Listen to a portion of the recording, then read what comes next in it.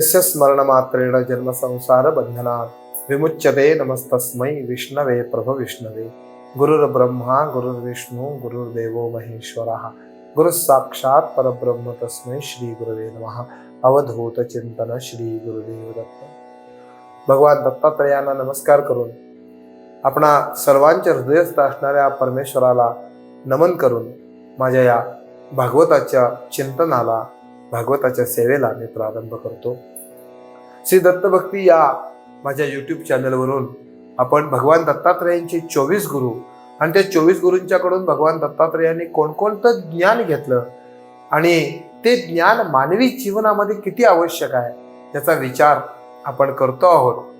मागच्या भागामध्ये आपण मधुहा म्हणजे अत्यंत अवघड ठिकाणी या मधमाशांनी पोळं करून त्या ठिकाणी मध साठवून ठेवलेला असतो। त्या माशा आपण खात नाहीत आणि आपण साठा करून ठेवतात।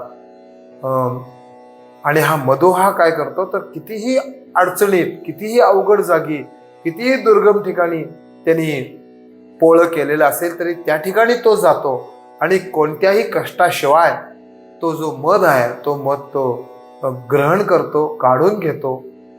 तसं साधकांनी आपल्या साधनेमध्ये गृहस्थाश्रम्यांच्या सारखं कुठल्याही प्रकारचं काम धंदा न करता गृहस्थाश्रम्यांनी ज्या ठिकाणी अन्न बनवलेलं आहे त्या ठिकाणी जाऊन भिक्षा मागावी आणि ते अन्न ग्रहण करून तो जो वेळ आहे तो सगळा वेळ साधनेला द्यावा आणि परमेश्वर प्राप्ती आपल्या जीवनामध्ये करून घ्यावी।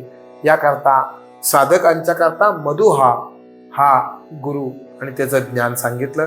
त्याचप्रमाणे गृहस्थाश्रमांच्या करता एक ज्ञान दिलेलं आहे की आपण दिवसभरात कित्येक प्रकारची पंचकर्म करतो, त्यामध्ये कित्येक प्राणी हत्या, जीवहत्या आपल्या हातून घडते। तर ही जीवहत्येचा दोष आपल्याला लागू नये याकरता आपण अतिथीला भिक्षा द्यावी आणि अतिथी भिक्षा घेऊन गेला तो संतुष्ट झाला या सर्व पंचकर्मातून महापापातून आपली मुक्ती होते आणि तो दोष आपल्याला लागत नाही। असा सुंदर विचार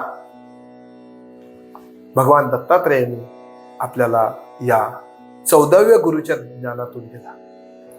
पिठापूरमध्ये सुमती आणि अपळराज हे दाम्पत्य आहे।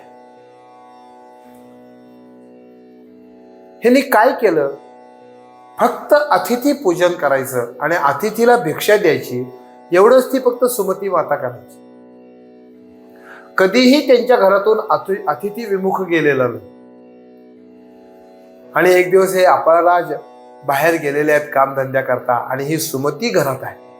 त्या दिवशी अमावास्या आहे, घरात श्राद्ध आहे आणि तेवढ्यात अतिथी आले। अतिथीने ओम भवती भिक्षां देही म्हटल्याबरोबर ते जे श्राद्धाकरता केलेलं अन्न होतं ते अन्न त्या सुमती मातेनं त्या अतिथीला दिलं। अतिथी संतुष्ट झाले आणि ते अतिथी म्हणजेच भगवान दत्तात्रय होते। भगवान दत्तात्रयांनी सगुण साकार रूपात तिला दर्शन दिलं आणि तिला विचारलं, काय पाहिजे माते बोल। माते काय पाहिजे असं म्हटल्याबरोबर ती सुमती म्हणते की आपला शब्द खरा करा, तुमच्यासारखाच जगद्वंद्य असा पुत्र मला व्हावा। भगवान दत्तात्रयांनी तथास्तु म्हणून सांगितलं आणि भगवान श्रीपाद श्रीवल्लभांचा अवतार त्या ठिकाणी पिठापूरमध्ये झाला। ही कथा एवढ्याच करता सांगितली की तिनं भगवान दत्तात्रय आलेत म्हणून भिक्षा घातलेली नाहीये, अतिथी आलेले आणि दुपारच्या वेळी वैश्वदेव समयी अतिथीला भिक्षा देणं हेच गृहस्थाश्रमात पहिलं कर्तव्य आहे आणि ते कर्तव्य पूर्ण करण्याकरता घरात श्राद्ध असताना अमावास्येला तिनं ती भिक्षा जी आहे ती भिक्षा अतिथीला दिली आणि भगवान दत्तात्रय प्रसन्न झाले। गृहस्थाश्रमामध्ये प्रत्येक अतिथी भगवान दत्तात्रय आहे, कारण भगवान दत्तात्रय भिक्षा मागतात। ते कोणाच्या रूपाने येतील सांगता येत नाही, त्यामुळे प्रत्येक अतिथी भगवान दत्तात्रय आहेत असं समजून आपण जर भिक्षा दिली तर भगवान दत्तात्रय निश्चितपणाने संतुष्ट होतील आणि आपला गृहस्थाश्रम हा त्या ठिकाणी पूर्ण होईल, धन्य होईल। याकरता साधकांना आणि गृहस्थाश्रमातील लोकांना हे उत्तम अशा प्रकारचं ज्ञान भगवान दत्तात्रयांचा 14वा गुरु मधु हा देतो. त्या मधुहाला, भगवान दत्तात्रयांच्या 14व्या गुरुला आपण सर्वांनी मिळून नमस्कार करूया. त्याच्याकडून जे ज्ञान आपल्याला मिळालेलं आहे त्या ज्ञानाचा मानवी जीवनाच्या सार्थक होण्याकरता आपण त्याचा उपयोग करूया. आता पुढचा जो गुरु आहे भगवान दत्तात्रयांचा 15वा गुरु हा हरण आहे. जंगलामध्ये हरण असतात.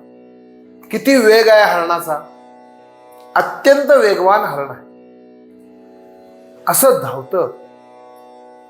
परंतु या हरणाला पकडतात कसं, तर जंगलामध्ये निरनिराळी वाद्य वाजवतात.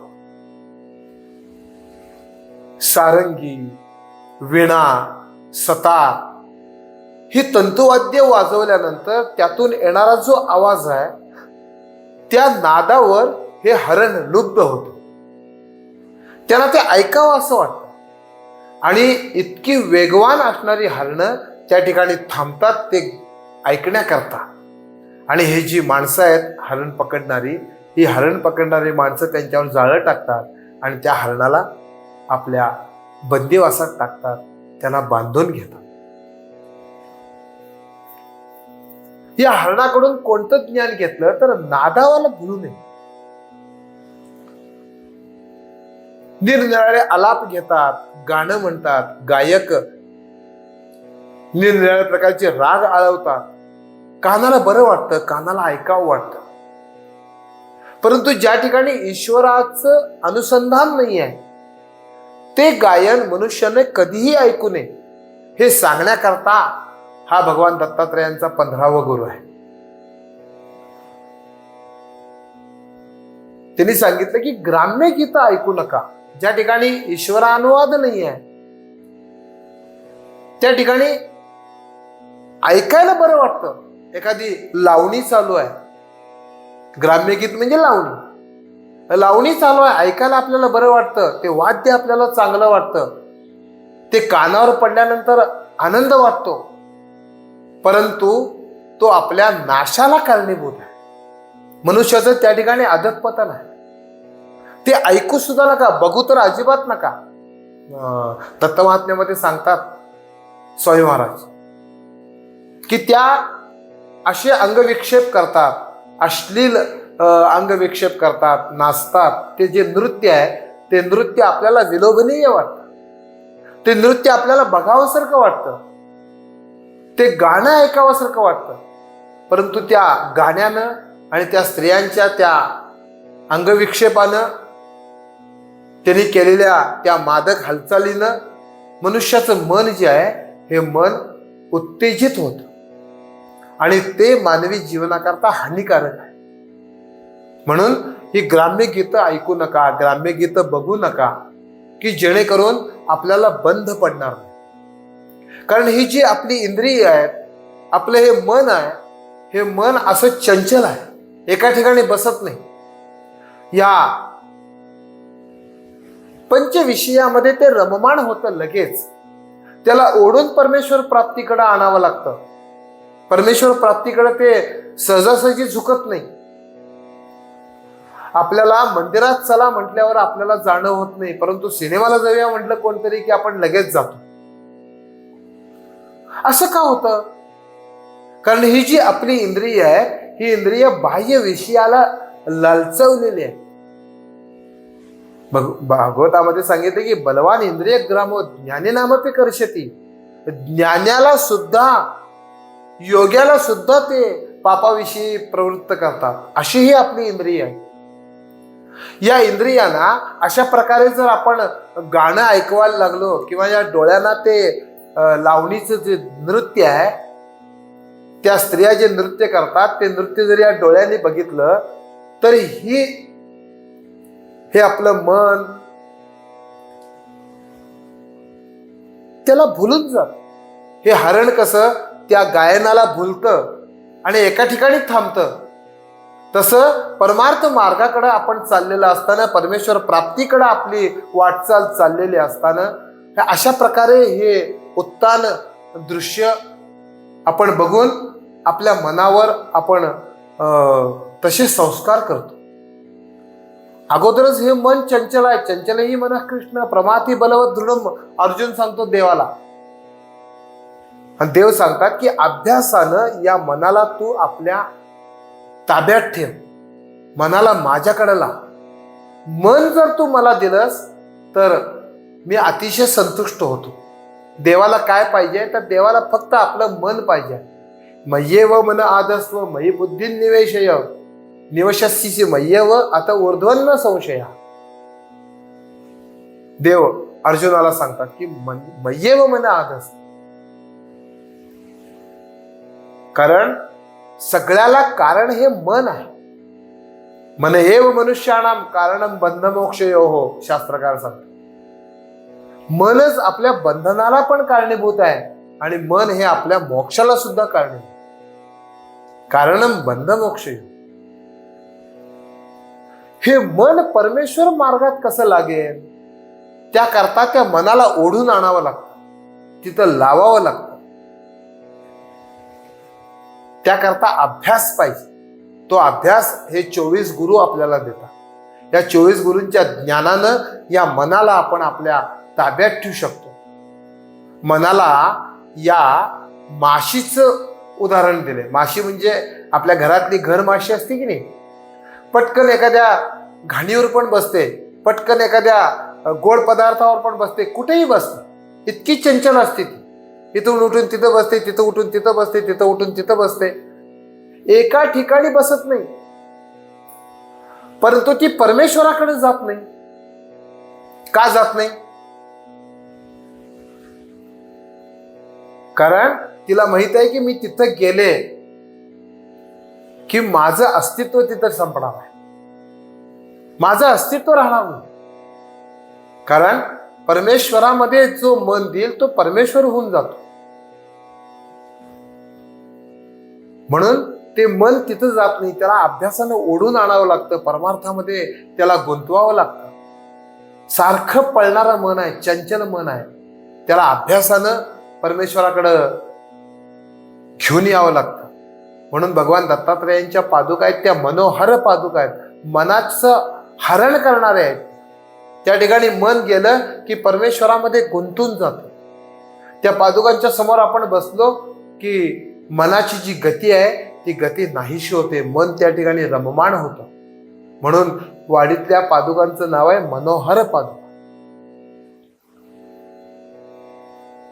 स्वामी महाराज सांगतात की या हरणांच्या सारखं या गायनाकडं प्रवृत्त होऊ नका, गाणं कानावर सुद्धा पडून देऊ नका. कारण कानावर एकदा पडलं की ते सारखं सारखं ऐकावं वाटतं, सारखं सारखं म्हणावं वाटतं. त्याची चाल इतकी सुरेख असते, तर मुखानं नामस्मरण चालू असेल तर कधी आपण ते लावणीतलं गीत म्हणायला चालू करतो आपल्याला कळत नाही.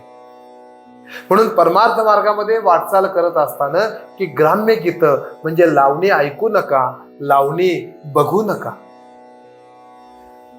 फार मोठा संदेश, फार मोठं ज्ञान हे हरण आपल्याला देत. लहानपणी एक सिनेमा आलेला, काल्पनिक असेल कथा, नाही असं नाही, परंतु फार विचार करण्यासारखी आहे. त्यावेळी फार गाजलेला चित्रपट आहे पिंजरा. पिंजऱ्यामध्ये जे गुरुजी आहेत, मास्तर आहेत, ते संत आहेत. संतांच्या सारखं त्यांचं वागणं आहे, त्यांचं जगणं आहे. एक देव म्हणून सगळं गाव त्यांच्याकडे बघतं. परंतु एक दिवस त्यांच्या जीवनामध्ये असा आला की कधीही लावणी न बघणारे मास्तर त्या दिवशी त्यांच्यासमोर लावणी झाली. ती लावणी बघितली, एका क्षणात मन बदललं. संत असणारा, सत्पुरुष असणारा, साधक असणारा हा मनुष्य, त्याचं इतकं अधःपतन झालं, इतकं अधःपतन झालं की शेवटी त्याला फाशीची शिक्षा झाली. सगळ्यांनी आपण हा सिनेमा बघितलेला आहे, कुणीही बघितलेला नाही असं नाही. अतिशय संत पदाला गेलेला मनुष्य एका लावणीच्या त्या गाण्यानं त्याचं संपूर्ण जीवन नष्ट झालं. हे कशामुळे झालं? तर त्या स्त्रीच्या त्या लावणीमुळं, ती लावणी बघितल्यामुळं, त्या लावणीच्या ते गाणं ऐकल्यामुळं त्यांचं संपूर्ण जीवन नष्ट झालं. जीवन सगळं त्याचं अधपतन त्यांच्या जीवनाचं झालं. कधीही दारूला न स्पर्श करणारा दारू प्यायला लागले. शेवटी तुणतुण घेऊन त्या स्त्रीच्या बरोबर त्या फडावर नाचायला लागले. ह्याच्यापेक्षा काय अधपतन व्हायचं आहे मानवी जीवनाचं. आणि इतकंच नव्हे तर शेवटी फाशीची शिक्षा झाली. कथानक मी एवढ्याच करता सांगितलं की माणसाचं अधपतन होतं कसं. या स्त्रिया लावणी करणाऱ्या, लावणीत नृत्यांगना असतात, त्या मानवी जीवनामध्ये मानवाला कसं फसवतात आणि आपण कसे फसत जातो हे सांगण्याकरता म्हणून हरणाला गुरु करून घेऊन सांगितलं की असं उत्तान शरीर प्रदर्शन करणाऱ्या स्त्रियांना बघू नका. त्यांनी जे आकर्षक हावभाव करून जे नृत्य केलेलं आहे ते नृत्य बघू नका. त्या लावण्या ऐकू नका. एवढं जरी तुम्ही केलं तरी सुद्धा परमार्थ मार्गामध्ये तुमची थोडी तर का विना प्रगती होईल. या मानवी जीवनामध्ये परमेश्वर प्राप्ती करणं हेच आपलं पहिलं ध्येय आहे. कशा करता मनुष्य जन्म प्राप्त झाला तर या मनुष्य जन्मामध्येच आपल्याला परमेश्वर प्राप्ती करणं शक्य आहे. म्हणून जेवढा जास्तीत जास्त वेळ परमेश्वर प्राप्ती कशी होईल इकडे जर आपण दिलं तर निश्चितपणानं परमेश्वराची कृपा आपल्यावर होईल. भगवान दत्तात्रेयांच्या चरणी तशी आपण प्रार्थना करूया. या हरणाकडून जे ज्ञान आपल्याला मिळालं त्या ज्ञानाचा थोडा विचार करूया. आपल्या जीवनामध्ये ते कसं उतरवणं आपल्याला शक्य आहे याचा विचार करूया, त्याचा अभ्यास करूया. आणि आपण सर्वजण मिळून भगवान दत्तात्रेयांच्या या 15व्या गुरु हरणाला आपण सर्वजण नतमस्तक होऊया.